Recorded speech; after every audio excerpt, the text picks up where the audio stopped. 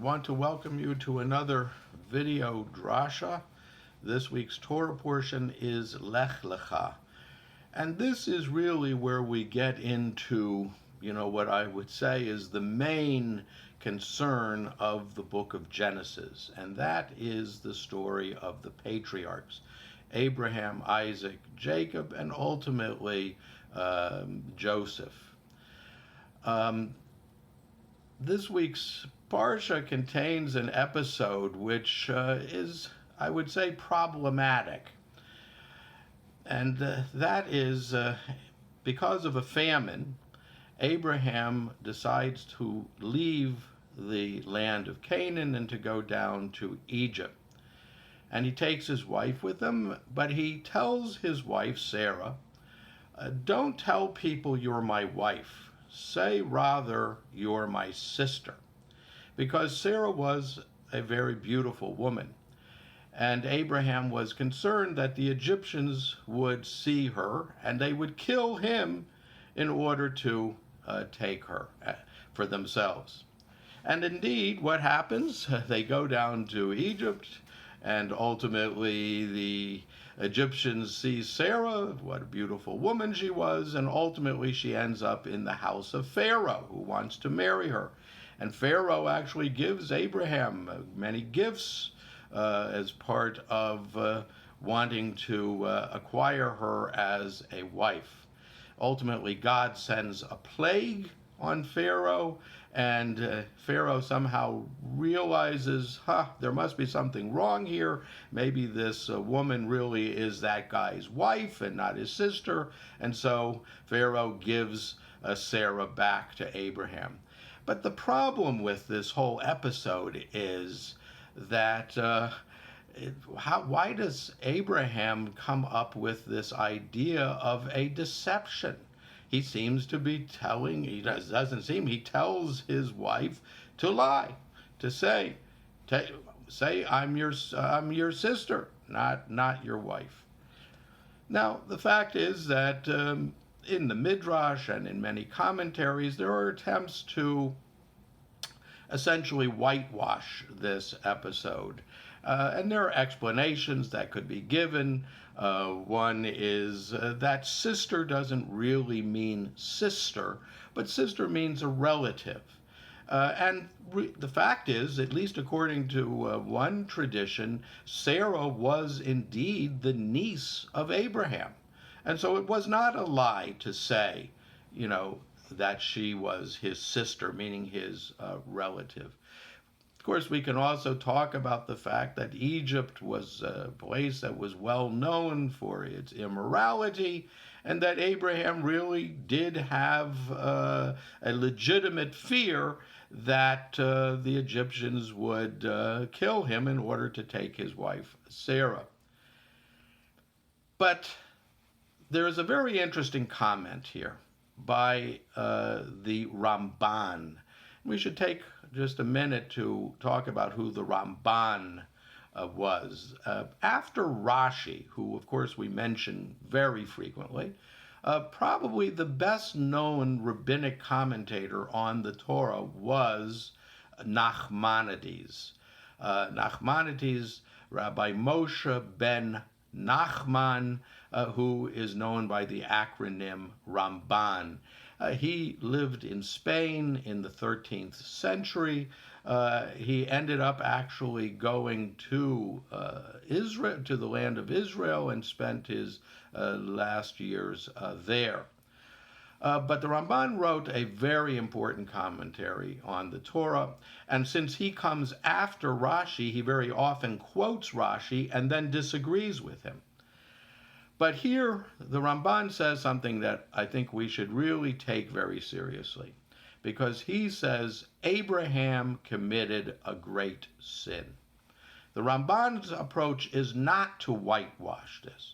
It is to say Abraham committed a great sin. And as a matter of fact, the Ramban says there were two sins that Abraham committed.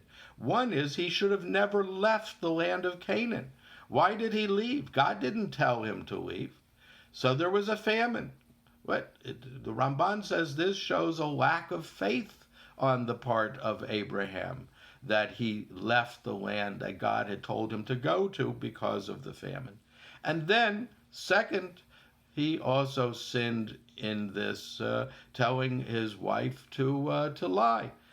Again, shows a lack of faith. What Abraham doesn't believe that God can protect him and his wife in Egypt. So the fact that the Ramban says explicitly that Abraham sinned, I think really puts us on a path to how we should look at the biblical figures. You know, there's certainly there has been, I think, both among Jews and Christians over the centuries, there has been a tendency to look at the biblical figures as almost angels, as these perfect human beings. You know, you can picture to yourself medieval paintings, right, where biblical figures have halos over their heads. They're practically angels. And therefore, anything that is described in the Bible that, you know, seems to be problematic, it has to be explained away because these are perfect people. I think that the approach that is much more beneficial to us as religious people is to say, no, these were human beings. These were human beings who had to live with real world concerns. They had real issues they had to deal with. And they had their own character faults, their own shortcomings. They were not born perfect people. They became better people because they were constantly striving to become better.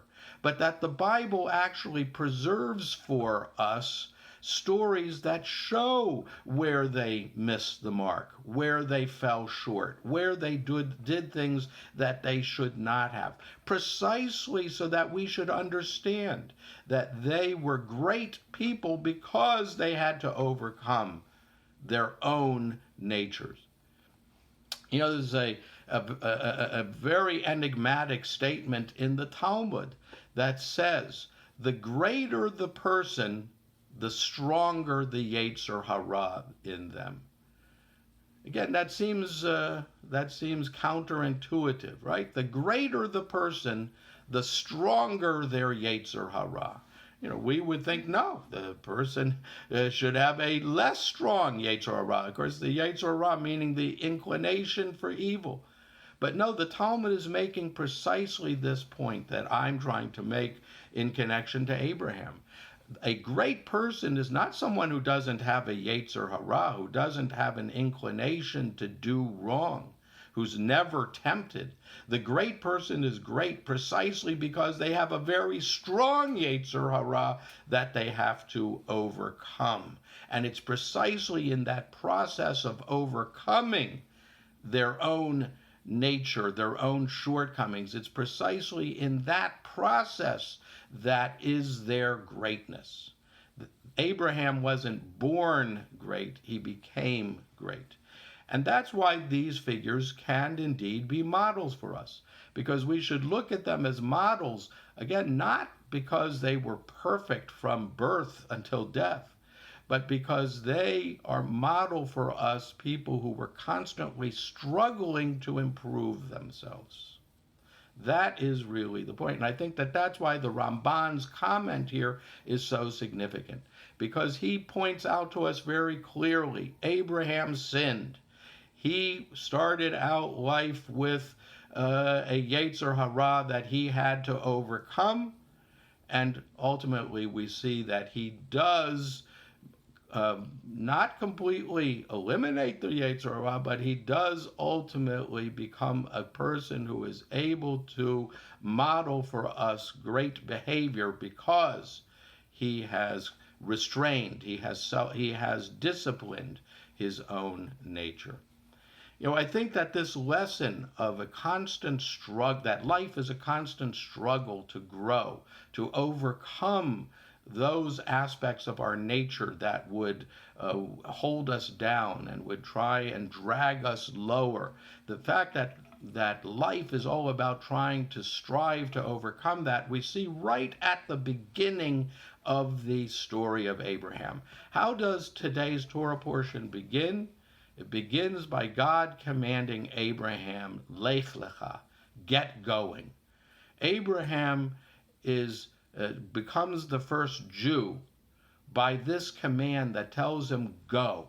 And notice that God doesn't even tell him exactly where he's going. He simply says, go to a land that I will show you. And what we see is that when Abraham gets to the land of Israel, which at that time was Canaan, when he gets there, he never settles down. He never actually just kind of settles down. He constantly is on the move. He goes from one place to another. As we talked about already, he went down to Egypt. He comes back from Egypt. He moves around the land of Israel so that by the time his wife Sarah dies, which is a few Torah portions further on, we see that Abraham doesn't even have a piece of land in the land of Israel. He has no place there. He has been someone who has simply been moving around as a kind of temporary resident. And I think that, again, this tells us that for Judaism, the most important thing is the idea that we should constantly be on the move, meaning in a spiritual sense. We should constantly be striving. We should constantly be struggling. We should never simply settle down and say, okay, I've achieved whatever I can achieve, whatever my moral qualities, whatever my character traits are, that's simply who I am. There's nothing more that I can do. No, that's never the attitude. The attitude is one of constantly struggling, constantly moving on, constantly being in a state of flux, I would say. And this really is, I think, the message of the Torah for us about life. And we will see this same message over and over again. I always like to point out the fact that really the Torah, if we look at the Torah as a whole, is a story of a journey. And at the end of the story, at the end of the Torah, the end of the book of Deuteronomy, we still haven't reached the goal. At the end of Deuteronomy, the Jewish people are still on the other side of the Jordan. They have not crossed over into the land of Israel. That's because the goal is always out in front of us. We never really reach an end point. There is no end point in life. There is only constant movement and struggle. And I think that is the lesson that we learn from looking at the patriarchs. And this comment of the Ramban, I think, helps us to really understand that perspective. Good Shabbos.